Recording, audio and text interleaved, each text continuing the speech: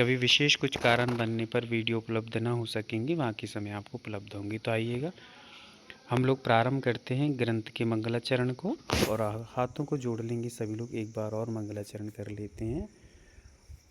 उन महान साधक उमा स्वामी जी महाराज के चरणों में अपना वंदन करते हुए, स्मरण करते हुए, उनके आँखों में, अपने आँखों में उनका स्मरण करते हुए हाथों को जोड़ेंगे और मोक्ष मार्ग के नेता को नमस्कार करेंगे, पंच परम परमात्माओं को। मोक्ष मार्गस्य नेतारं वेत्तारं कर्म भूभ्रतां ज्ञातारं विश्वतत्त्वानां वन्दे तद्गुणलब्धये, वन्दे तद्गुणलब्धये, वन्दे तद्गुणलब्धये। परम पूजनीय उमा स्वामी जी महामुनिराज की जय। प्रथम टीकाकर्ता आचार्य भगवान श्री पूज्यपाद स्वामी जी महामुनिराज की जय। ग्रंथराज आचार्य भगवान श्री उमा स्वामी जी महाराज ने बड़े सहज और सरल तरीके से इस ग्रंथराज की रचना की है, और ग्रंथराज में जिस श्रोता के माध्यम से निमित्त बनकर के आचार्य भगवान ने ये ग्रंथ लिखा है, उस निमित्तकर्ता को भी हम लोग बहुत बहुत आभार करते हैं कि जिसके निमित्त से ये महान ग्रंथ हमारे बीच में आ पाया है। और यदि वो निमित्त नहीं बनता तो शायद ये ग्रंथ हमारे बीच में नहीं आता। कभी कभी छोटे छोटे निमित्त बहुत बड़े कार्य के लिए सहयोगी बन जाते हैं। इसलिए अपने जीवन में कभी भी किसी को भी छोटा नहीं समझना चाहिए। क्या नहीं समझना चाहिए? छोटा भी नहीं समझना चाहिए, क्योंकि आप लोगों ने ये सुना होगा कि बंद घड़ी भी दिन में 2 बार समय सही बताती है ना। बंद घड़ी भी दिन में समय 2 बार सही बताती है। वैसे ही पानी भले ही कितना भी गर्म हो जाए, पर आग को बुझाने का काम ज़रूर करता है। तो वैसे ही कोई भी चीज़ हमारे यहाँ पर अनुपयोगी नहीं है, बस अपना दृष्टिकोण बदलने की आवश्यकता होती है। हम लोग जिसको बुरा कहते हैं, हो सकता है समय पर वही बुरा हमारे लिए बुरे का काम कर जाता है ना। आप लोगों ने कभी भी नीम को देखा होगा, नीम को सब कड़वा कहते हैं, कड़वा कहते हैं, पर आपको पता है कि सबसे भारी जो रोग होता है कैंसर जैसा रोग, यदि हम उस नीम को डेली खाते रहें तो कैंसर जैसे रोग कभी होते नहीं हैं। इसलिए कड़वी चीज़ भी हमारे अंदर की कड़वाहट को निकाल कर के मिठास पैदा करने का सबसे बड़ा कारण बनती है। कांटे से कांटा निकाला जाता है, ऐसा कहा जाता है। इसलिए संसार में कोई भी चीज़ बुरी नहीं है। हमें हर एक चीज़ को देखने की नज़रिया को, दृष्टिकोण को बदलने की आवश्यकता होती है। तो आचार्य भगवान ने यहाँ पर मोक्ष मार्ग के नेताओं को नमस्कार किया है, और मोक्ष मार्ग के नेता जो परम पद को प्राप्त कर चुके हैं, परम पद में स्थित हो चुके हैं, ऐसे पंच परमेष्ठियों को यहाँ पर स्मरण किया है। उन पंच परमेष्ठियों में से जो सर्वज्ञ देव हुए हैं, उनको यहाँ पर 3 विशेषणों से जाना जाता है। मंगलाचरण में 3 विशेषण दिए हैं, सभी लोग लिख लेंगे। कितने विशेषण हैं? 3 विशेषण हैं। 2 चीज़ें होती हैं, एक विशेष होता है और एक विशेषण होता है। विशेष जिसमें विशेषण पाए जाते हैं उसको विशेष कहते हैं। तो यहाँ पर 3 विशेषण हैं। विशेष कौन हो गए हैं? सर्वज्ञ देव, अर्थात सर्वज्ञ मतलब कि अरिहंत देव, वे हैं विशेष, और उनमें 3 विशेषण पाए जाते हैं जिनसे हम उनको पहचानते हैं। तो आइएगा वो 3 विशेषण कौन कौन से हैं उनको हम लोग यहाँ पर पढ़ रहे हैं। मोक्ष मार्गस्य नेतारम, जो मोक्ष मार्ग के नेता हैं।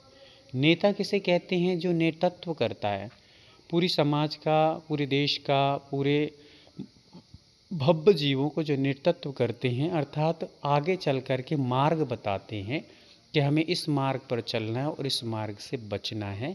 ऐसा जो नेतृत्व करते हैं, मार्गदर्शन देते हैं, हमें बोध कराते हैं सही और गलत का, हित और अहित का, और अहित से बचाकर हित में जोड़ देते हैं, वे ऐसे मार्गदर्शक हमारे नेता कहलाते हैं। ठीक है। भेत्तारम कर्म भूभृताम, दूसरे विशेषण में बताया है कि जिन्होंने कर्म रूपी भूभृताम मतलब कर्म रूपी पर्वतों को धारण करने वाला जो पर्वत है, ऐसा कर्मों को धारण करने वाले उस कर्म रूपी पर्वतों को जिन्होंने भेद दिया है, नष्ट कर दिया है, उस परमपिता परमात्मा को और फिर ज्ञातारम विश्व तत्वानाम, जिन्होंने समस्त तत्वों को जान लिया है। ये 3 विशेषण यहाँ पर हो जाते हैं। एक तो मोक्ष मार्ग के नेता हैं और जिन्होंने कर्म रूपी पर्वतों को भेद दिया है, और तीसरा विश्व तत्वानाम, विश्वों के तत्वों के ज्ञातारम, ज्ञाता है जो जानते हैं। ऐसे उन अरिहंत भगवान को वंदे तद गुण लब्ध है, मैं वंदना करता हूँ। किस लिए करता हूँ? तद मतलब कि आपने जो गुण प्राप्त किए हैं उन गुणों की लब्ध है, लब्धि के लिए, लब्धि मतलब प्राप्ति के लिए, लब्धि का अर्थ क्या होता है? प्राप्ति। तो ऐसे 3 लक्षण के जो धनी हैं उन महापुरुषों को, उन सर्वज्ञ देव को, उन पंच परमेष्ठियों में जो अरिहंत देव हैं उनको मेरा नमस्कार हो। किस लिए नमस्कार हो? उनके जैसे गुण मुझे प्राप्त हो जाएं। जैसों की संगति में रहेंगे वैसे गुण हमें प्राप्त होते हैं। तो भगवान हमको आपकी संगति निरंतर प्राप्त होती रहेगी तो निश्चित तौर से हमें भी ये गुण प्रकट हो जाएंगे। आग के पास रहोगे तो हमें अपने शरीर में भी आग महसूस होने लगती है। फूलों के पास जाते हैं तो हम में भी खुशबू महकने लगती है। कोयले को हाथ में लेते हैं तो हम काले हो जाते हैं, और फूलों को हाथ में लेते हैं तो हम में खुद सुगंध आना प्रारंभ हो जाती है। तो जैसे कि संगति में रहते हैं वैसे हमारी गति और मति हो जाती है। समझ में आ रहा हो तो थोड़ा सा मुझे आप लोग उपस्थित रहने का महसूस कराते जाएं कि हाँ हम उपस्थित बैठे हुए हैं। चलिए, बहुत सुंदर। तो अब आप देख रहे हैं मोक्ष मार्गस्य नेतारम, इस पद से भगवान यहाँ पर वीतरागी कहलाते हैं। आप नीचे देख पा रहे हैं यहाँ पर श्रेणी एक सारणी टाइप की बनी हुई है। तो व्रताम कर्म भूव्रताम, कर्म रूपी पर्वतों को भेदने से जो क्या कहलाते हैं? वीतरागी कहलाते हैं। क्योंकि कर्म जिनके नष्ट हो जाते हैं, मोहिनी कर्म नष्ट हो गया तो वीतरागी हो गए हैं। फिर ज्ञातारम विश्व तत्वानाम, अब जो जानने वाले होते हैं विश्वों के तत्व को वह सर्वज्ञ कहलाते हैं। क्योंकि सर्व को जानने वाला सर्वज्ञ है। ठीक है, तो विश्व भी सर्व में आ जाता है। जो विश्व को जान रहे हैं या सर्व को जान रहे हैं वो भी सर्वज्ञ हो जाते हैं। फिर उसके बाद मोक्ष मार्गस्य नेतारम, और जो मोक्ष मार्ग के नेता हैं, नेता कौन होता है? जो उपदेश देता है, धर्म का मतलब मार्गदर्शन देता है, मार्ग बताता है कि ये करना है वो करना है। तो ऐसे ही हमारे सर्वज्ञ देव ने अर्थात हमारे अरिहंत भगवान ने समूह शरण में बैठ करके हम सबको क्या दिया है? मोक्ष मार्ग का उपदेश दिया है। तो इसलिए वो हितोपदेशी हैं, हित का उपदेश दिया। कोमल भैया। वंदना भैया जी। संपूर्ण तत्वों को जानने वाले, जिनको हम अभी आपने बताया सर्वज्ञ, उनको ऐसे भी समझना सही रहेगा क्या कि वो केवल ज्ञान प्राप्त कर चुके रहते हैं, इसलिए वो सब जानते हैं, इसीलिए हम उनको सर्वज्ञ कहते हैं, ना कि सिर्फ संपूर्ण तत्वों को जानते हैं। हाँ, वही आपका कहना भी सही है। और यदि हम लोग एक तौर से देखें कि सर्व को मात्र केवल ही जान पाते हैं, और कोई भी ज्ञानी ऐसा नहीं है जो सर्व को जान पाए। इसलिए सर्वज्ञ भगवान अर्थात केवली भगवान ही सर्व को जानते हैं, इसलिए उनको सर्वज्ञ कहते हैं। विश्व तत्व नाम, विश्व को भी जो जानता है, विश्व और सर्व एक ही बात हो गई। विश्व में सर्व आ गया, समस्त चीज़ों को जानना मतलब विश्व को जान लेना। तो विश्व को कौन जानेगा? केवली भगवान ही समर्थ हैं, और केवली भगवान को ही हम सर्वज्ञ कह देते हैं, है ना। तो केवली भगवान और सर्वज्ञ एकार्थवाची नाम अपन को जानना चाहिए। तो अपना अच्छा, आपने जो विश्व प्रसिद्ध है, सब में फेमस है, ऐसे केवली भी हम कह सकते हैं उसको, ताकि हम लोग इसको भ्रमित ना रहें कि सर्वज्ञ कोई और अलग होते होंगे और केवली अलग होते होंगे। तो केवली और सर्वज्ञ एक ही चीज़ है, एक ही चीज़ में ध्वनित होते हैं दोनों चीज़। तो यहाँ पर हम लोग सर्वज्ञ की भी कह सकते हैं और केवली भगवान भी कह सकते हैं, दोनों चीज़ें सही है। चलिए, छोटी सी बात बीच में कहूँगा कि काफ़ी सारे लोग क्लास में बार बार आते हैं और फिर कट जाते हैं, बीच में चले जाते हैं फिर आते हैं। तो इस प्रकार से यदि हम लोग अविनय अवज्ञा करते हैं तो बहुत भारी एक दोष लगता है। विशेष कोई परिस्थिति आपके बीच में आके खड़ी हो जाती है तो आप लोग एक कायश्वर करके, जिनवाणी माँ को नमन करके, देवशास्त्र गुरु को नमन करके और फिर आप जा सकते हैं, विशेष कोई परिस्थिति आने पर। पर आप लोग यदि मान लीजिए कोई आपके सामने थाली लगा दे और फिर वो बीच में लात मार के चला जाए, तो आपको कैसा लगेगा? आपको भोजन की थाली किसी ने लगा दी है और थाली लगी लगाई में आप खाना प्रारंभ की और आधी हुई और लात मार के वो चला जाए थाली में, तो कैसा लगेगा? तो वैसे ही जिनवाणी हमने यहाँ परोसी है और जिनवाणी को आधा छोड़ के जाना मतलब उसको अपमान करके जाने के बराबर होता है। तो हम लोग बिना विशेष किसी कारण के कभी भी जिनवाणी माँ को इस प्रकार से अनादर करके नहीं जाएंगे। सभी को समझ में आ गई हो तो एक बार फिर से हैंड थम्स अप करके मुझे आप महसूस करा दें कि हाँ, हम लोगों को ये बात स्वीकार है और हम लोग आगे से ध्यान रखेंगे, कभी भी जाएंगे विशेष कोई कारण से। ऐसा नहीं कि नहीं वो जम नहीं रहा तो चलो उठ जाओ, नहीं छींक आ गई थी इसलिए उठ गए, नहीं थोड़ी सी हाथ पैर में दर्द होने लगा तो उठ गए हैं, थोड़ा सा नींद आ रही थी तो उठ गए। कोई बहाना विशेष नहीं, कोई विशेष कारण बनने पर ही हमें जाएंगे। तो ये हमने मोक्ष मार्ग का यहाँ पर संक्षिप्त में अर्थ समझ लिया है। इसका विशेष अर्थ भी हम लोगों ने पहले समझा था। फिलहाल में इसमें से किसी को कुछ पूछना हो, हैंड रेस बहुत सारे हो रहे हैं, पर हैंड रेस जिनके कुछ काम हो तभी अपन को करना है। चलिए, के नाम से जो जुड़े हैं मुझे दिखाई नहीं दे रहे हैं, हम कुसुम दीदी, तो आप अपना हैंड रेस किए हुए हैं, आप अपना अनम्यूट करके क्वेश्चन रखें। जैसे अभी आपने बताया कि सर्वज्ञ जो केवली के लिए वर्ण आया है, तो अपन यहाँ पर जो 7 प्रकार के केवली है तो कौन से केवली को मानेंगे फिर अपन? बहुत सुंदर प्रश्न पूछा है दीदी ने। यहाँ पर पुराने जितने श्रोतागण बैठे हुए हैं उन सबको ये विषय हालांकि कवर हो चुका है, फिर भी आपने बहुत सुंदर प्रश्न पूछा ताकि और सब लोगों का मजबूत हो जाए। 7 प्रकार के केवली होते हैं और 7 प्रकार के केवली में से पहले केवली होते हैं तीर्थंकर केवली। सभी इस चीज़ को भी नोट करते जाएंगे। पहले केवली होते हैं तीर्थंकर केवली, दूसरे केवली होते हैं सामान्य केवली, ठीक है। फिर तीसरे होते हैं उपसर्ग केवली, ठीक है। चौथे होते हैं अनुबद्ध केवली, ठीक है। आप लोग शायद ये सोच रहे होंगे कि पढ़ाने वाले का चेहरा तो दिखाई नहीं दे रहा है, कौन पढ़ा रहा है, पर यहाँ पर नेटवर्क थोड़ा सा वीक होने के कारण से मैं अपनी वीडियो को ऑन नहीं कर पा रहा हूँ, इसलिए सभी लोग क्षमा करेंगे। और जैसे ही नेटवर्क अपन को विशेष आने लगेंगे तो अपन लोग, क्योंकि पहाड़ पर है चंद्रगिरी पर्वत, तो इस पर थोड़ा सा टाइम नेटवर्क कम आते हैं। फिर भी मैं बाहर आपको बता दूं कि गैलरी में खड़ा होकर के पढ़ा रहा हूं, क्योंकि अंदर कमरे में कोई नेटवर्क नहीं है, ठंडी का समय है, फिर भी अपन लोग क्लास के लिए समझ रहे हैं, सीख रहे हैं, इसलिए कोई ठंडी महत्वपूर्ण नहीं रखती है, महत्व नहीं रखती है, चलेगा। तो समझ रहे थे अपन लोग 7 प्रकार की केवली। पहले केवली तीर्थंकर केवली हैं, दूसरे केवली सामान्य केवली हैं, तीसरे केवली उपसर्ग केवली हैं, चौथे केवली अभी अपन ने अनुबद्ध केवली लिखा है, और पांचवे केवली अंतःकृत केवली होते हैं। छठवें केवली जो होते हैं वह मूक केवली होते हैं। इनमें नाम थोड़े से आगे पीछे भी हो सकते, कोई दिक्कत नहीं है, बाकी होते यही हैं। अपन यदि ऐसा नहीं है कि क्रम से ऐसे ही होते होंगे, थोड़ा सा नामों में अपन आगे पीछे भी कर लेते हैं तो कोई प्रॉब्लम नहीं है। और अंतिम केवली जो होती हैं वो समुद्घात केवली होते हैं। ऐसे करके 7 प्रकार के केवली होते हैं, और 7 प्रकार के केवली में से यहाँ पर कौन से केवली को नमस्कार किया है, तो यहाँ पर 7 ही प्रकार के केवलियों को नमस्कार किया है।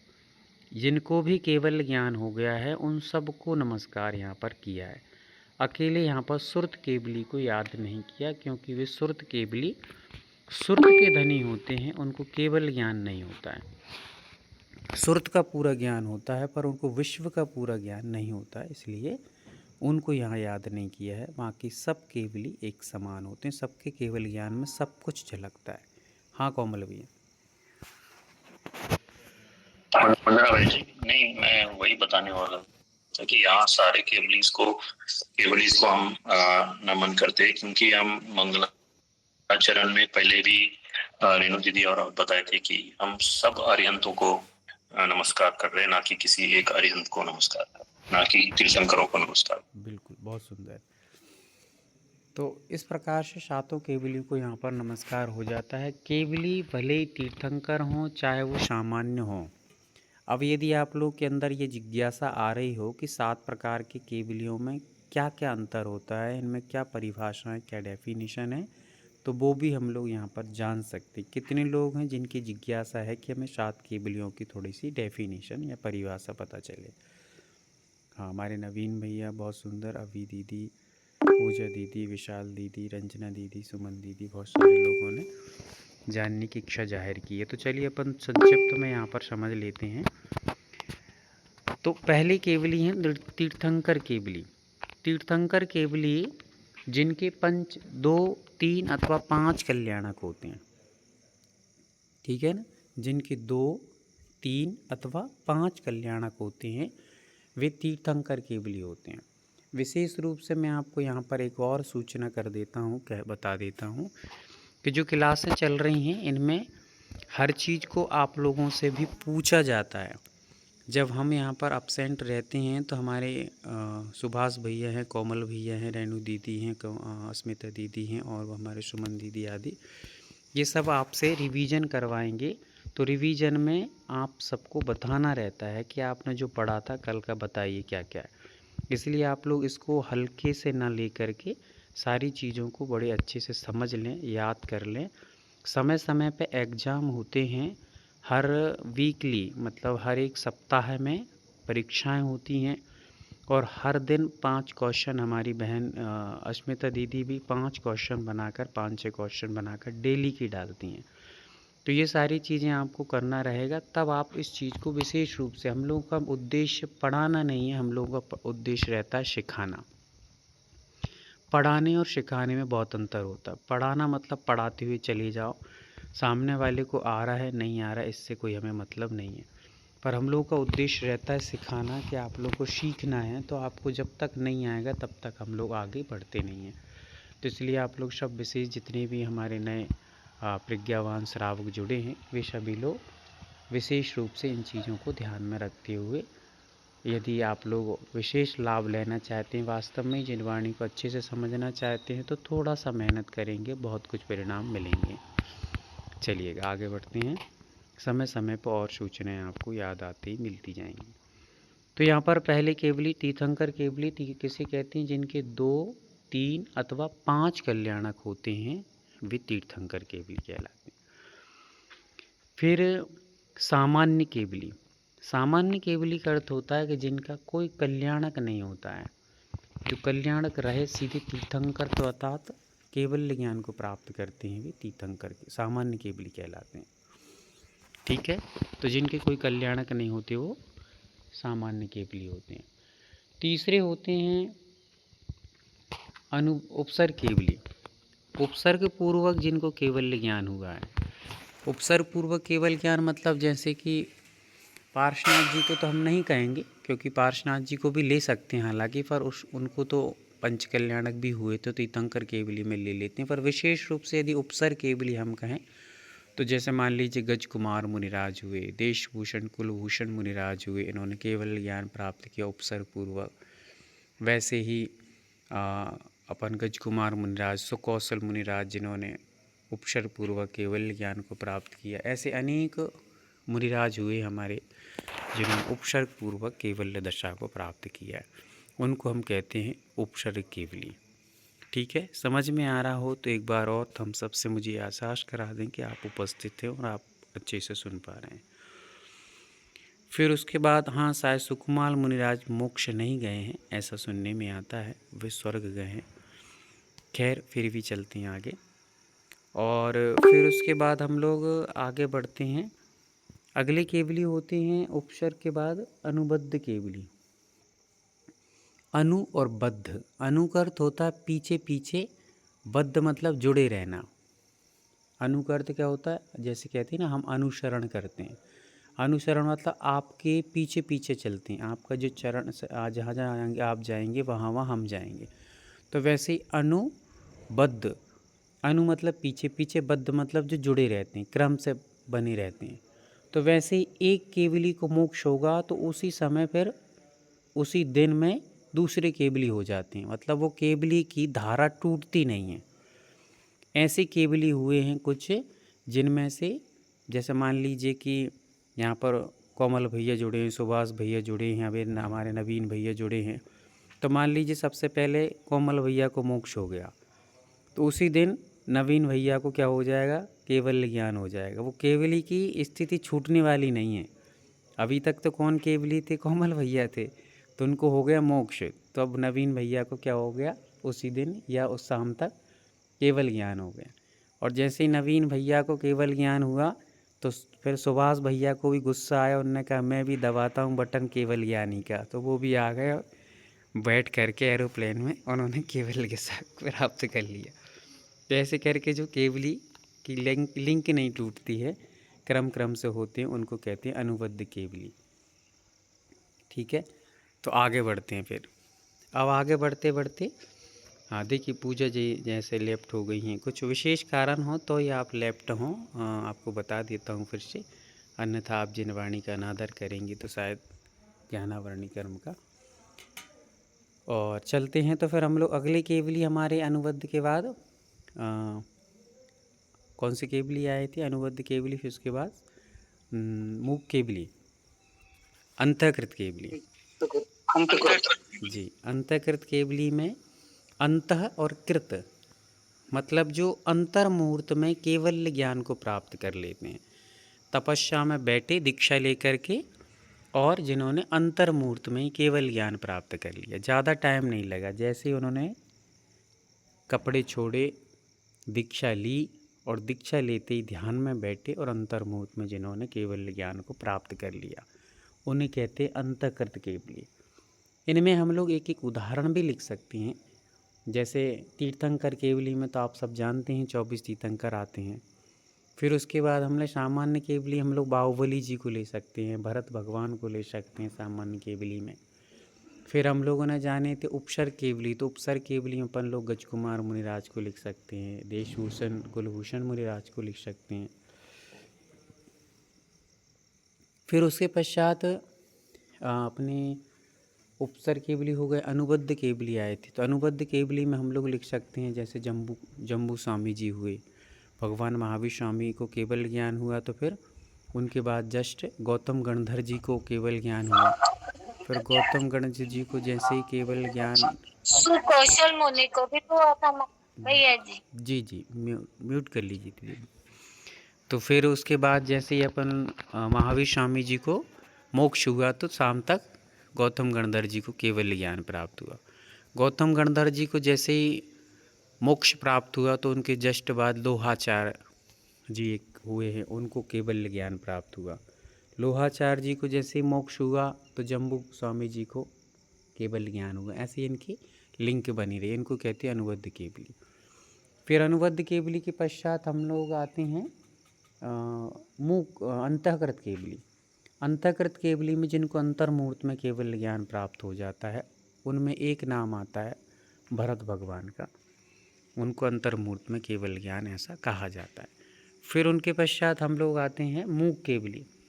तो मूक केवली किन्हें कहते हैं, जो केवल ज्ञान होने पर भी मौन ही रहते हैं, हमेशा बोलते नहीं किसी से, उनकी दिव्य देशना नहीं खिरती।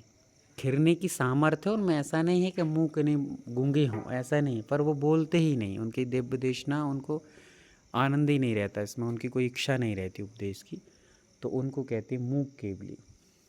और इसमें उदाहरण के लिए भरत भगवान जो हुए हैं, भरत हुए हैं आदिनाथ जी के प्रथम पुत्र, उनके 923 पुत्र ऐसे हुए थे जो मूक केवली के रूप में मोक्ष पधारे। फिर होते हैं लास्ट के समुद्घात केवली। समुद्घात केवली तो जो केवल ज्ञान के होने के बाद समुद्घात करते हैं और समुद्घात करने के बाद मोक्ष चले जाते हैं, वे कहलाते हैं समुद्घात केवली। अब आप लोग समुद्घात तो सब जानते ही होंगे कि समुद्घात किसे कहते हैं और कितने प्रकार के होते हैं। कितने लोग ऐसे यहाँ पर विराजमान हैं जिनको समुद्घात के बारे में ज्ञात नहीं है कि कौन कौन से समुद्घात होते हैं। एक बार थम्स अप कर देंगे। नवीन भैया हैं, मंजू दीदी हैं और संतोष गोयल हैं, नविता दीदी हैं। नहीं, हमको नहीं मालूम भैया जी। जी जी भैया, कोई दिक्कत नहीं, आपको बताया जाएगा। सुभाष भैया हमारे, अच्छा हमारे बीच में 2 सुभाष भैया आ चुके हैं, बहुत बढ़िया। संतोष गोयल जी को भी याद नहीं है, तो चलिए अपन लोग इस चीज़ को और क्लियर कर लेते हैं। समुद्घात 7 प्रकार के होते हैं। जैसे केवली 7 प्रकार के होते हैं, वैसे ही समुद्घात भी 7 प्रकार के होते हैं। फिर समुद्घात किसे कहते हैं? तो समुद्घात ऐसा है कि जैसे मान के चलिए ट्रांसफार्मर होता है और ट्रांसफार्मर से लाइट गली गली नगर नगर शहरों तक बिखरी रहती है, वैसे ही हमारी आत्मा के प्रदेश इस शरीर से बाहर निकल जाते हैं। जैसे वो ट्रांसफार्मर क्या हुआ, शरीर हुआ मान लीजिए, और उससे लाइट निकल करके दूर दूर तक फैल जाती है, वैसे ही हमारे शरीर को छोड़ करके आत्मा के प्रदेश, शरीर को छोड़ने का अर्थ ये नहीं है कि उसकी लिंक टूट जाती, लिंक नहीं टूटती, धारा प्रवाहित एक दूसरे से धारा बनी रहती है, उनकी चैन बनी रहती है। जैसे लाइट की चैन, मतलब लाइट की धारा उस ट्रांसफार्मर से जुड़ी रहती है, वैसे ही आत्मा के प्रदेश शरीर से बाहर निकलते हैं, पर शरीर में जो आत्मा विराजमान हैं उसी से लिंक बनी रहती है और वो प्रदेश फैल जाते हैं। बाहर निकलने का अर्थ ये है कि वो फैल जाते हैं और इतने फैलते हैं कि वो शरीर से भी बाहर विस्तृत हो जाते हैं। उसी को कहते हैं समुद्घात। समझ में आ गया? शरीर से आत्मा के प्रदेशों का विस्तृत हो जाना, फैल जाना बाहर की ओर, उसको कहते हैं समुद्घात। किसी को समझ में नहीं आया हो तो आप लोग, जितने लोग थम्सअप किए हुए हैं, सॉरी हैंड रेस किए हुए हैं, वे सभी लोग थोड़ा सा नीचे कर लेंगे। विशेष कोई कारण प्रश्न पूछना हो तभी आप लोग थम्सअप हैंड रेस करेंगे, बाकी समय में करते हैं तो मुझे लगता है कुछ भी। एक बार और बोल दो भैया जी। हाँ, थोड़ा सा नियमों को याद रखेंगे। क्या आपको दीदी ने अभी नियम बताए थे कि जब भी कोई क्वेश्चन करना हो तो पहले आप हैंड रेस करें, और हैंड रेस करेंगे तो आपको हम यहाँ पे नाम लेंगे तो फिर आप पूछ सकते हैं अपनी बात। बीच में एकदम से पूछते हैं तो सबको थोड़ा डिस्टर्ब होता है। ठीक है, अभी नाम से जो दीदी जुड़ी हैं वो थोड़ा सा विशेष और भी ध्यान दे के सुने इस चीज़ को। तो हम लोग समुद्घात के विषय में समझ रहे हैं। समुद्घात मतलब शरीर से आत्म प्रदेशों का बाहर विस्तृत हो जाना, फैल जाना, इसको कहते हैं समुद्घात। अपने शरीर से आत्मा के प्रदेशों का बाहर निकल जाना। बाहर निकलने का अर्थ ऐसा नहीं मृत्यु हो जाएगी, बाहर निकलना मतलब आत्मा तो यहीं रहेगी पर वो फैल जाते हैं प्रदेश। जैसे आप मान लीजिए कि दूध में से धुआं निकलता जाता है, क्रम क्रम से ऊपर बढ़ जाता है, वैसे ही हमारे आत्मा के प्रदेश फैल जाते हैं, निकलते नहीं हैं, फैल जाके विस्तृत होकर के और ऊपर तक चले जाते हैं। तो इसको कहते हैं समुद्घात। ठीक है, समझ में आ गया सभी को? चलिए ऐसे थम्स अप करते जाएं ताकि आप, मुझे पता लगता रहे कि हाँ आप समझ पा रहे हैं। ये जो समुद्घात है वो 4 क्रियाएं इसमें होती हैं। कितनी क्रियाएं होती हैं? 4। सभी लोग लिख लेंगे, समुद्घात में 4 क्रियाएं होती हैं। तो वो 4 क्रियाओं के नाम भी लिख सकते हैं, या हो सके तो अपन लोग 4 क्रियाओं को बाद में भी समझ सकते हैं। पहले अपन लोग सब समुद्घातों के नामों को समझ लेते हैं, फिर आपको वो 4 क्रियाएं भी समझ में आ जाएंगी अच्छे से।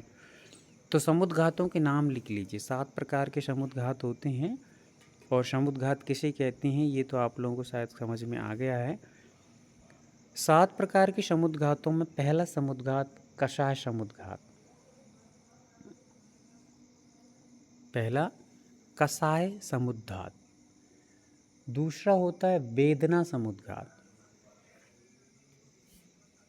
आप चाहें तो इनके नाम लिख लें और नाम लिख करके 2-2 लाइन 3-3 लाइन छोड़ते जाएं ताकि आप बाद में परिभाषाएं भी लिख सकें, और आप चाहें तो एक साथ उनके नाम भी लिख सकते हैं। ठीक है, तो पहला समुद्घात कौन सा हो गया? कषाय समुद्घात। दूसरा है वेदना समुद्घात। तीसरा समुद्घात है वैक्रियक समुद्घात। नाम आगे पीछे हो जाते हैं, कोई प्रॉब्लम नहीं है, इसमें आप लोग डिस्टर्ब ना हो। समुद्घातों के नाम हमें आना चाहिए। बाकी 7 में से यदि कहीं भी ग्रंथ में आप पढ़ेंगे तो उसमें कोई भी आगे पीछे नाम हो सकते हैं, उसमें कोई घबराने की बात नहीं है। हमें नाम बस 7 विशेष रूप से याद रहना चाहिए। तो पहला समुद्घात कषाय समुद्घात, दूसरा वेदना समुद्घात और तीसरा हमारा वैक्रियक समुद्घात हो गया। चौथा आहारक समुद्घात। आहारक समुद्घात 5वें नंबर का है मारणांतिक समुद्घात।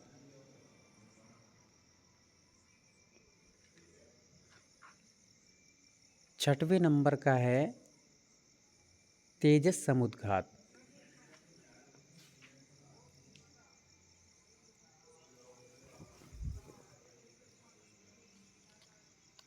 और 7वें नंबर का है केवली समुद्घात।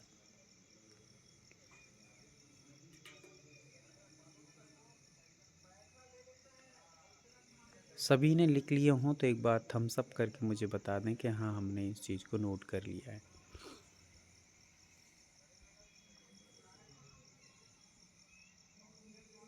बहुत सुंदर। तो लगभग सभी लोगों ने इसको लिख लिया है। हाँ दीदी, अभी दीदी पूछिए। अच्छा, आपने लिख लिया है। भैया जी 6 नंबर का क्या है? हाँ, 6वें नंबर का तेजस समुद्घात। तेजस। तेजस। और 7वां? केवली समुद्घात। म्यूट कर लीजिए, म्यूट कर लीजिए दीदी। हाँ चलिए, तो ये 7 प्रकार के समुद्घात होते हैं। ठीक है, अब हम लोग ये जो 7 प्रकार के समुद्घात हैं इनके बारे में विशेष रूप से अपन लोग कल समझेंगे। फ़िलहाल में आपको 10 अपन ने जितना पढ़ लिया है उसमें से कोई भी डाउट हो तो आप लोग हैंड रेस कर लें और पूछ सकते हैं।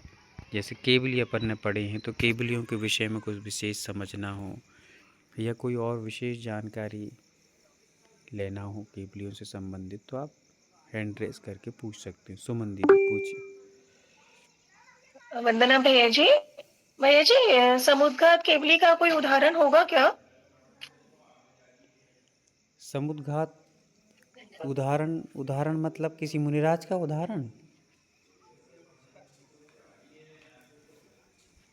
मुनिराज का उदाहरण मतलब मुनिराज का नाम पूछ रहे हैं क्या आप?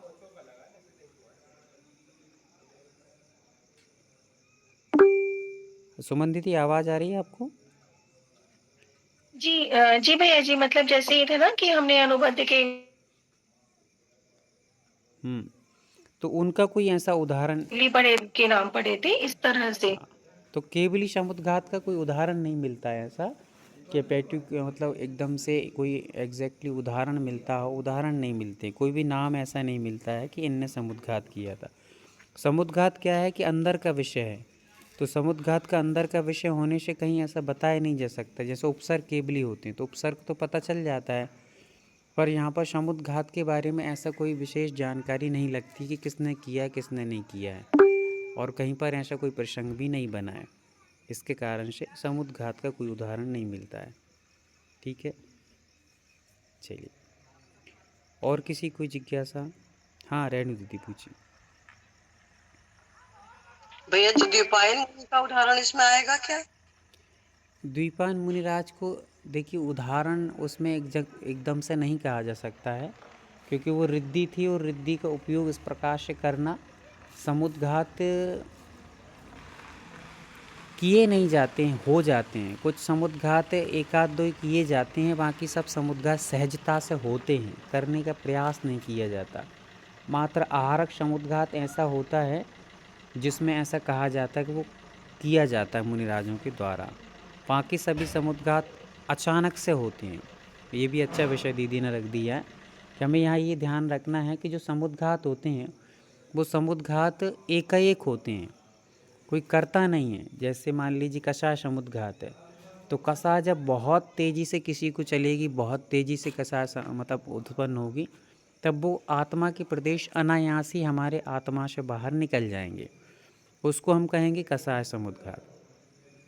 ठीक है, अचानक से निकलते, ऐसे बता के नहीं निकलते हैं, या मुनिराज या अपन कर नहीं सकते हैं कि हम अब कसाय समुद्घात करने वाले हैं, ऐसा नहीं होता। वो तो अचानक से निकल जाएंगे, आपको पता ही नहीं चलेगा और वो कसाय समुद्घात हो जाएगा। तो जब कल विस्तार से समझेंगे तो आपको समझ में आ जाएगा। चलिए, और पी नाम से जो भी भैया जुड़े हैं पूछ सकते हैं। प्रीति दीदी हैं क्या?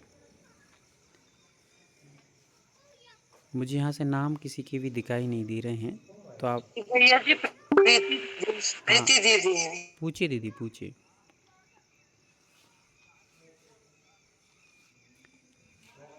प्रीति दीदी आप अनम्यूट करके पूछ सकते हैं, पूछ लीजिए। शायद उनको आवाज़ नहीं जा रही है, कोई दिक्कत नहीं है। और किसी कोई हाँ, प्रशांत भैया पूछिए, प्रशांत भैया। वंदना भैया जी, जस्ट एक पूछना था। वैसे तो आप कल शायद बता देंगे, लेकिन समुद्घात के 4 क्रिया आपने बोला था अभी, तो वो कुछ बता सकते हैं? हाँ, 4 या कल क्रियाएं। कर लेंगे उसको? हाँ, 4 क्रियाएं मतलब कि 4 क्रियाएं मतलब 4 प्रकार से केवली घात होता है। पहला होता है दंड, फिर दूसरा कपाट, तीसरा प्रतर और चौथा लोकपूरण। ऐसे 4 प्रकार से होता है। 4 मतलब उसमें विधियां होती हैं। प्रकार तो वो 7 प्रकार के हैं समुद्घात, पर कोई भी समुद्घात होगा तो उसमें 4 विधियां होती, दंड, कपाट, प्रतर और लोकपूरण। ये 4 प्रकार से होता है। तो उसमें सबसे पहले जब आत्मा के प्रदेश निकलते हैं, कोई भी समुद्घात करेगा तो उसमें यदि समुद्घात होता तो सबसे पहले उसके प्रदेश जो निकलेंगे वो डंडे के समान अपने शरीर से डंडे के समान सीधे सीधे सीधे सीधे निकलते चले जाते हैं। फिर वही आत्मा के प्रदेश कपाट की तरह खुलते चले जाते। कपाट मतलब जैसे गेट होते दरवाजे होते हैं, वैसे खुलते चले जाते हैं। फिर वो प्रतर मतलब कि हमारे लोक में 3 जो बात बलें हैं, उन 3 बात बलों को छोड़ करके पूरे लोक में आत्मा के प्रदेश फैल जाते हैं। क्या छोड़ के? मात्र 3 बात बलों को छोड़ करके बाकी पूरे लोक में फैल जाते हैं, उसको कहते हैं प्रतर। ठीक है। फिर लोकपूरण, लास्ट का कौन सा है? लोकपूरण। लोकपूरण का अर्थ होता है लोक को पूरा के पूरे लोक में फैल जाते हैं, मतलब कि वो 3 जो बात वाले बची थी उनमें भी आत्मा के प्रदेश चले जाते हैं और फैल जाते हैं। तो ये 4 प्रकार की स्थितियां बनती हैं। हालांकि हर एक समुद्घात में ये स्थितियां नहीं बनती हैं, है ना। हर एक समुद्घात में ये 4 स्थितियां नहीं बनती हैं। कहाँ कहाँ बनती हैं वो अपन लोग समझ लेंगे। ठीक है, फिलहाल में आप लोग ये 4 चीज़ें रखिए याद। किस किस समुद्घात में ये 4 स्थितियां बनती हैं वो भी मैं आपको समय आने पर बताऊंगा। फिलहाल में ये 4 चीज़ें होती हैं समुद्घात के अंतर्गत, वो आप याद रखिए।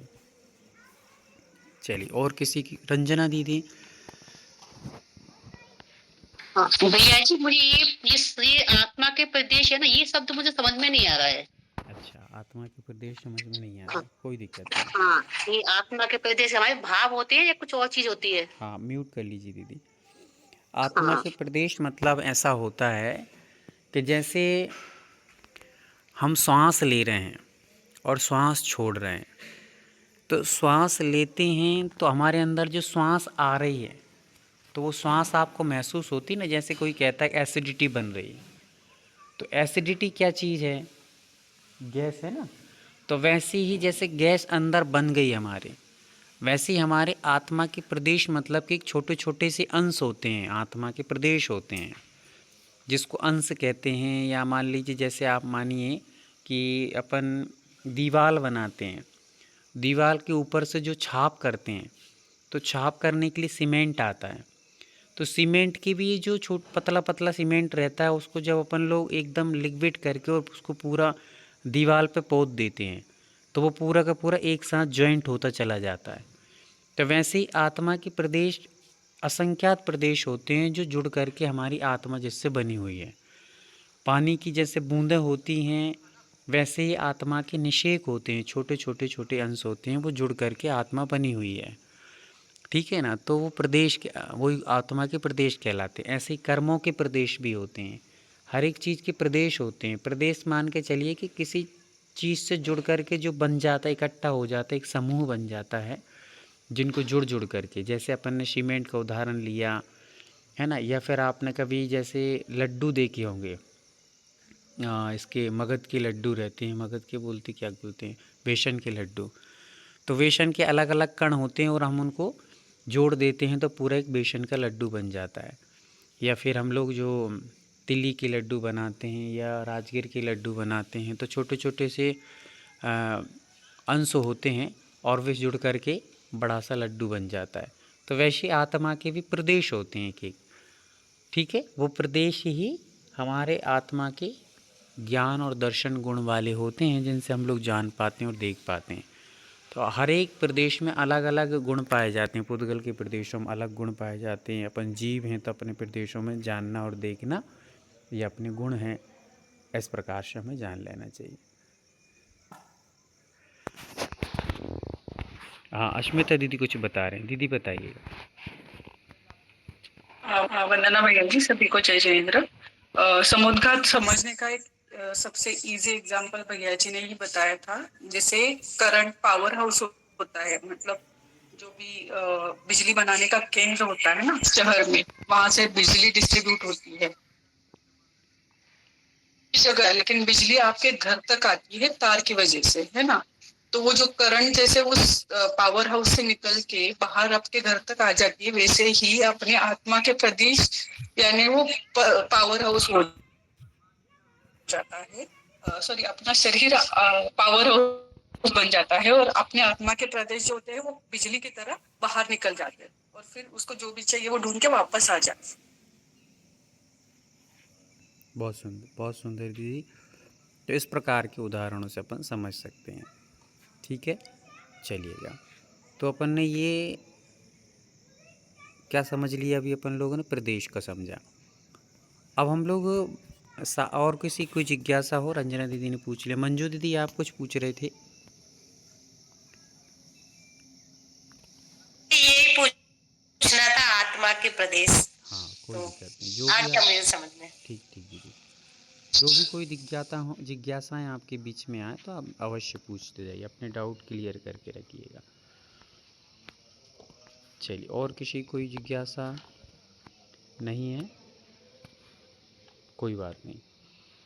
अब हम लोग यहाँ पर केबलियों के बारे में, जैसे मान लीजिए मैं ही छोटे से 2-4 क्वेश्चन आपसे, वैसे समय तो हो ही रहा है। संतोष गोयल, हाँ दीदी पूछिए, संतोष गोयल। वंदना भैया जी। हाँ दीदी। आत्मा क्या था वो पाइए। जैसे तेजस था, उस तेजस समुद्र था, उसके बाद जो सातवां था ना वो नहीं दिखा। केवली समुद्घात, केवली जी, म्यूट कर लीजिए। और ये इसकी किताब मिल सकती है क्या? किसकी? ये जो तत्वार सूत्र है, मतलब जो इसका राइटर है तत्वार सूत्र का, वो किताब या इसकी पीडीएफ, तो हाँ, थोड़ा इजी हो जाएगा भैया जी हमको। मिलेगी दीदी, सबको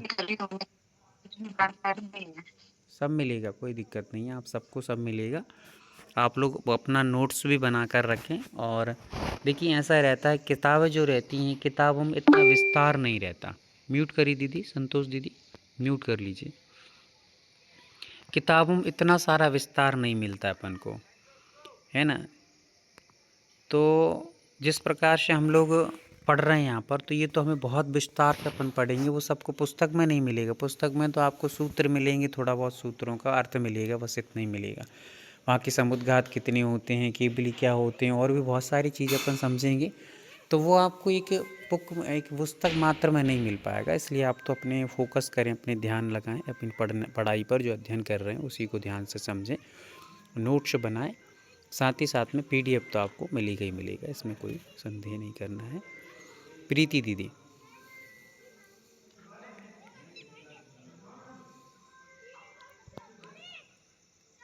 प्रीति दीदी कुछ पूछ रहे हैं आप? चलिए कोई बात नहीं। कोमल भैया हमारे बीच में कुछ बात रख रहे हैं, एक बार कोमल भैया।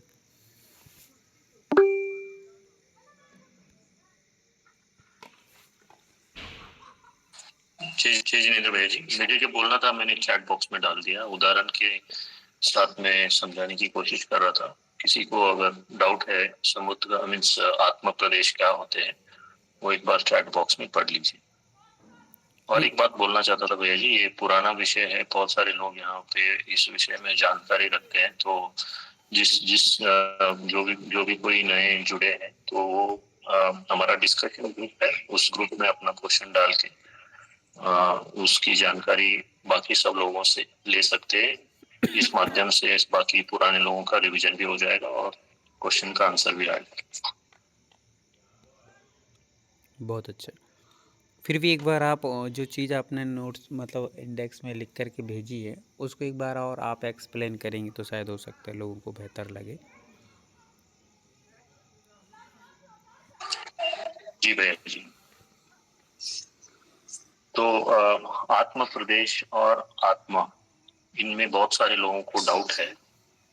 अब उदाहरण के तौर पे हम स्पंज लेते हैं, जो भी बड़ा स्पंज सब लोगों ने देखा होगा कुछ पहुंचने के लिए, नहीं तो किसी भी कंस्ट्रक्शन में बहुत सारे अगर दीवार हम बनाते हैं तो लास्ट मोटर रहता है जिसको हम प्लास्टर कहते हैं, उसको बनाने में स्पंज का यूज होता है। तो उतना बड़ा स्पंज अगर हम लेंगे तो वो स्पंज को हम आत्मा कंसिडर करेंगे, मगर वो जो स्पंज है उसमें बहुत सारे छोटे छोटे छेद होते हैं जिसको हम इंग्लिश में पोर्स बोलते हैं। तो वो पोर्स जो स्पंज है उसमें जो छेद है वो आत्म प्रदेश समझ लीजिए। तो वो उस छेद के बिना वो स्पंज नहीं बनता, वैसे ही आत्म प्रदेश के बिना वो आत्मा नहीं बनेगी।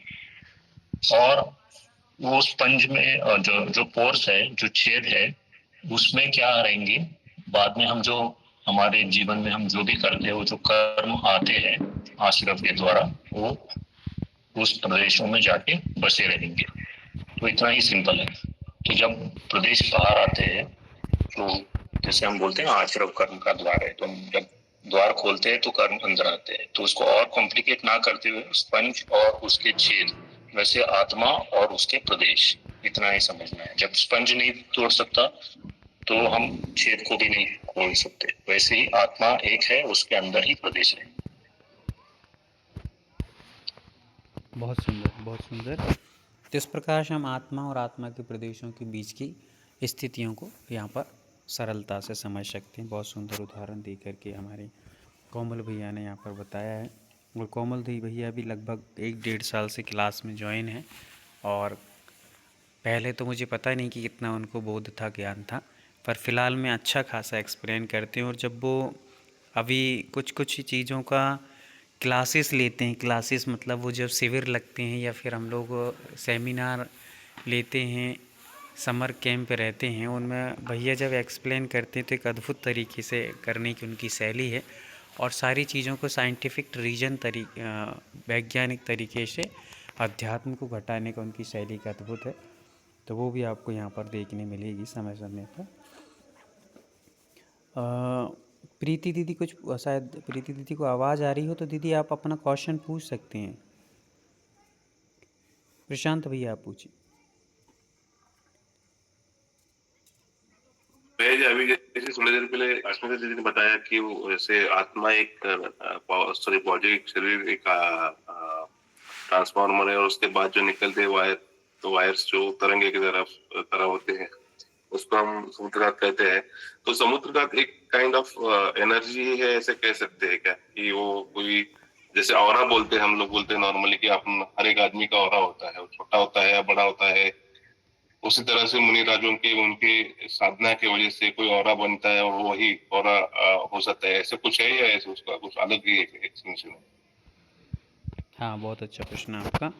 देखिए, ओरा वगैरह से कोई तात्पर्य यहाँ पर नहीं है। आत्मा के प्रदेश तो ओरा एक अलग विषय। ओरा मतलब कि उस आत्मा के प्रदेशों में जो ऊर्जा है वो बाहर आती है, उसको कहते हैं अपन ओरा। पर ये आत्मा के प्रदेश ही बाहर आते हैं। आत्मा के प्रदेशों में ऐसा फैलने की शक्ति होती है, जैसे आपको बताइए, आपने कभी च्युइंगम खाई हो तो च्युइंगम को अपन खाते हैं, उसको फैलाते चले जाते तो वही च्युइंगम आगे बढ़ती चली जाती, खिंच जाती है। रबड़ जैसे रहती, रबड़ तो अपन रबड़ को खींचते चले जाओ तो वो अपने जितने आकार में थी उससे कई हिस्से तक और वो बढ़ती चली जाती है। वैसे अपन ने बलून कभी देखा हो, बलून छोटा सा रहता है, जब उसको फुलाते जाओ तो वो बहुत बड़ा होता फैलता चला जाता है। वैसे ही आत्मा के प्रदेशों में ऐसी पावर होती है, ऐसा मतलब उनमें ताकत होती है, उसका लक्षण होता है, गुण होता है कि वह संकुचित और विस्तार गुण को प्राप्त रहती। संकुचित भी हो सकती, छोटी से छोटी बनकर चींटी में भी समा सकती है, और बड़े से बड़े फैल करके हाथी में भी समा सकती है। तो वैसे ही फैलने का और संकुचित होने के ये गुण उसमें पाए जाते हैं। जब वो समुद्घात होते हैं तो आत्मा के प्रदेश फैलते हैं, और इतने फैलते हैं कि हाथी के बराबर तो छोड़ो, पूरे विश्व में, पूरे लोक में फैल जाते हैं। ठीक है। और संकुचित हो जाएं तो संकुचित हों तो वो चींटी से भी छोटे शरीर में भी समा सकते हैं। तो बस जब वो संकुचित और विस्तृत गुण के धनी होने के कारण से जब वो विस्तार को प्राप्त होते हैं समुद्घात में, जब अपन लोग कल विस्तार से समझेंगे तो आपको सहजता से सारी चीज़ और समझ में आ जाएंगी। फिलहाल में तो आप ये समझिए कि वह आत्मा के प्रदेश फैल जाते हैं। ठीक है, ठीक है भाई। चलिए, और किसी कोई जिज्ञासा? फिलहाल में अपना टाइम हो चुका है, आज अपन लोग क्लास को यहीं पे विराम देते हैं। कल हमारी रेणु दीदी, अश्मिता दीदी, हमारे कोमल भैया और हमारे सुमन दीदी, येशु दीदी और हमारे अंशुल दीदी आदि ने सबने मिलकर के बहुत सुंदर एक प्रतियोगिता का आयोजन किया था, और काफ़ी सारे लोग उससे प्रभावित हुए हैं। तो ऐसी प्रतियोगिताएं हम लोग और सराहना करेंगे सभी रेणु दीदी के समस्त इस पुरुषार्थ और समस्त उन्होंने जितनी टीम को एकत्रित करके ये कार्य किया था, निश्चित तौर से सराहनीय और अनुकरणीय हैं। ऐसे कार्य निश्चित तौर से और वे अपने पुरुषार्थ से और अपने बुद्धि बल से करते रहें, ऐसा हम लोग इच्छा रखते हैं दीदी से। सभी को जय जिनेंद्र।